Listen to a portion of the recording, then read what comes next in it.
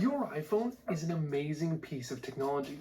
Whether you have one of the latest iPhone 14 models or you still are rocking an iPhone 11 or an even earlier model. We use our phones for multiple tasks throughout the day, so I have put together a list of annoying things that have happened to me. So stick around and maybe I have the fix for something that is annoying you, and the last one could save you some big time money. So let's dive right in.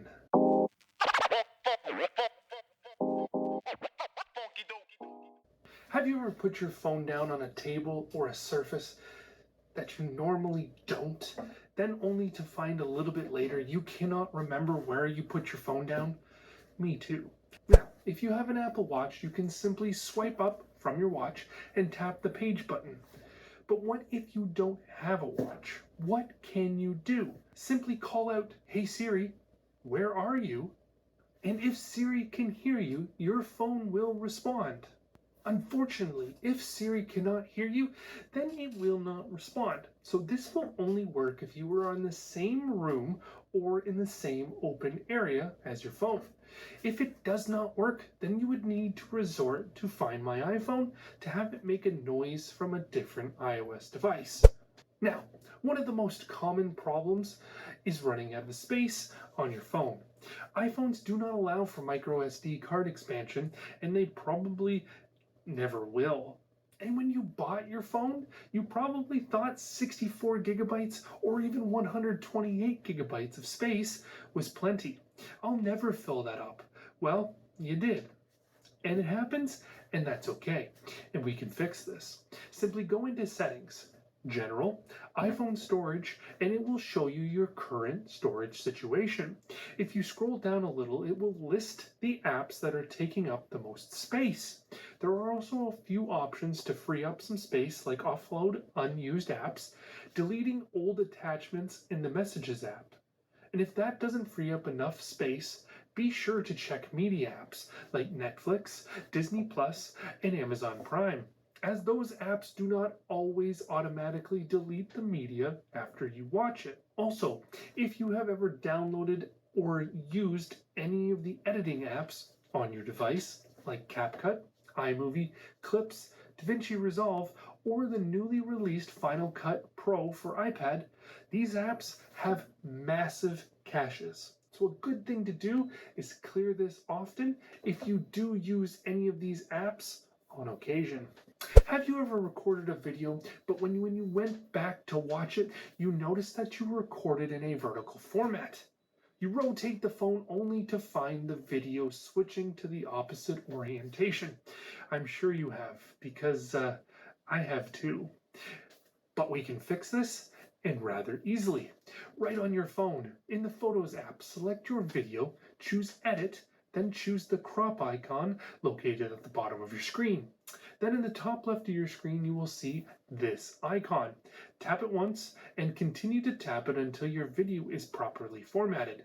Choose Done, and now that video will play in its proper orientation.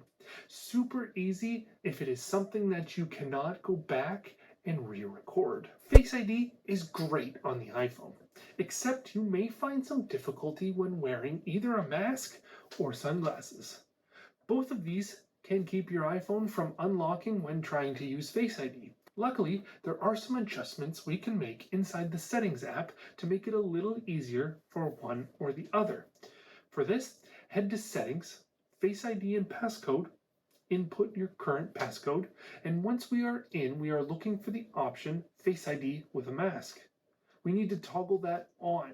If we want to be able to unlock our phone with sunglasses, then you need to disable the option of Face ID requiring our attention.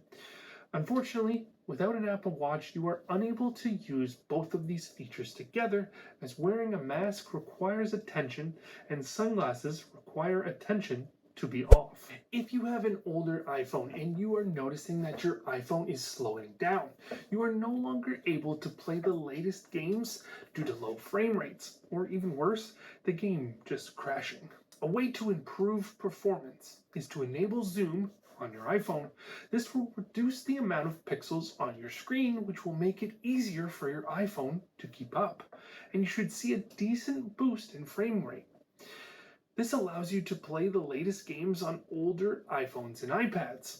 This is great for young kids if they are playing on older devices, and it doesn't force parents to buy the latest iPads to be able to play the games.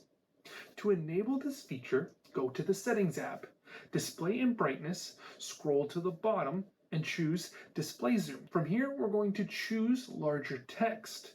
Your device will need to restart, and after the restart, you will notice everything just got a little bit bigger. But that's good.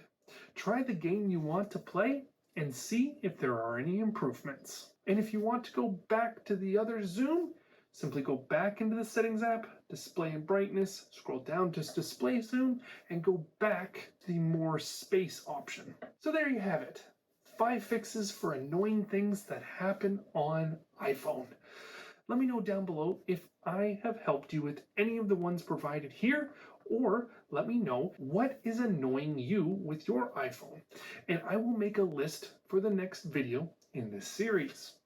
Thank you for watching. Leave a like if you enjoyed, subscribe if you're new, and I will catch you in next week's video.